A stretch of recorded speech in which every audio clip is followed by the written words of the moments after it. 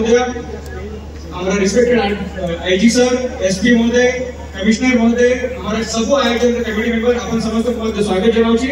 मो सामने उपस्थित समस्त संबलपुरवासी मीडिया बंधुगण ये समग्र समूह जिला राजनीति का बुद्धिजीवी आपण को ये महोत्सव को बहुत बहुत स्वागत। आपण समस्त जानी चंती संबलपुर माटी होउची वीरंकर माटी, संबलपुर माटी होउची साहित्यर माटी, संस्कृतिर माटी। ये आदि अनादि काल रु ये चाली आसी ये संबलपुर माटी। तो आजी बड़ा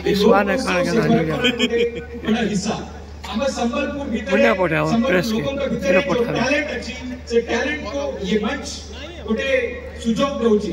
तो संबलपुर वासी को अनुरोध करेंगे आगामी 5 दिन धरी जो ये महोत्सव चलिबो अपन आसंतु ये आनंद ये महोत्सव पूरा उपभोग नियंतु।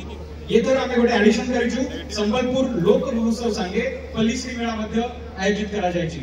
पाकापाकी 30 जिल्लारू 120 स्टॉल्स विभिन्न जो एसएचजी माने प्रोडक्ट्स करी छंती से माने मध्ये एठी आछंती विभिन्न फूड स्टॉल्स जो हमारा एठिकार फूड अछि सेटा मध्ये लागि माने एठी लगा जायछि। हमर राज्य हमार आरक्षी महानिर्देशक एमसीएल और सीएमडी पद्मश्री जिला